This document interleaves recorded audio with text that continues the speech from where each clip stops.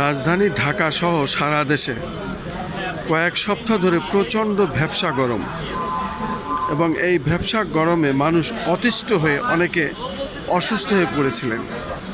এরপরে আজকে সারাদিনই ছিল প্রচণ্ড গরম, এরপরে বেশ হঠাৎ বৃষ্টি। এখন এই বৃষ্টিতে রাজধানী ঢাকায় মানুষ বেশ স্বস্তি ফিরে পেয়েছে।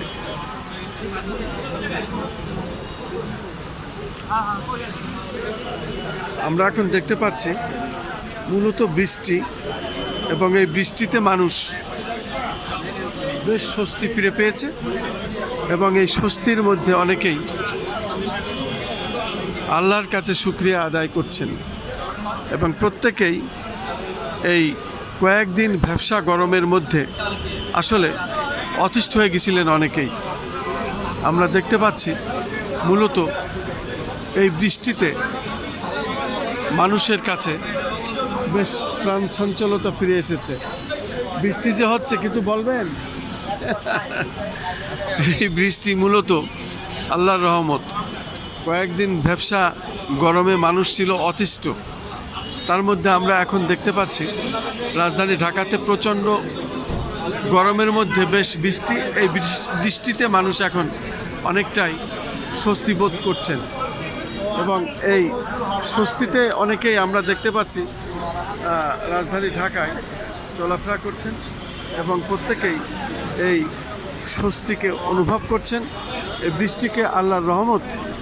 সাধারণত মানুষের ধারণা এমনই, আল্লাহর রহমত ছাড়া এটা কিছু নয়, কারণ যে প্রচণ্ড দাবদাহ ছিল কয়েক সপ্তাহ, তারপরে এই বৃষ্টিতে মানুষ এখন স্বস্তির নিঃশ্বাস ফিরে পেয়েছে।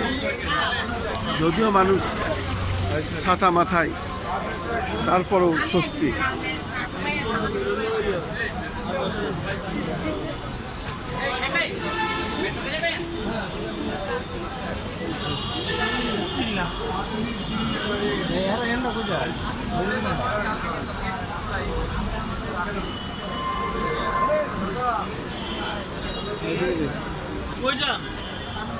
প্রচণ্ড বৃষ্টি, বেশ একপছলা বৃষ্টি হলেও আমরা সাধারণ মানুষ বেশ স্বস্তি বোধ করছি, যেহেতু এই বৃষ্টি কয়েক সপ্তাহ প্রচণ্ড ভ্যাপসা গরমে মানুষ ছিল অতিষ্ঠ।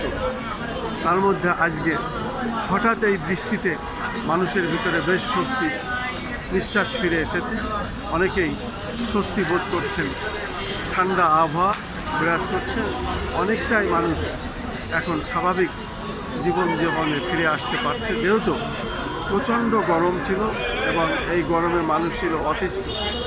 আল্লাহর রহমত যে বৃষ্টি হয়েছে, মানুষ এই এক পশলা বৃষ্টিতে আবহাওয়া ঠান্ডা হয়ে এসেছে, মানুষের স্বস্তি ফিরে এসেছে। আমি সেটাই রাজধানী ঢাকা এবং জাতীয় প্রেস ক্লাবের মধ্য থেকে দেখানোর চেষ্টা করছি।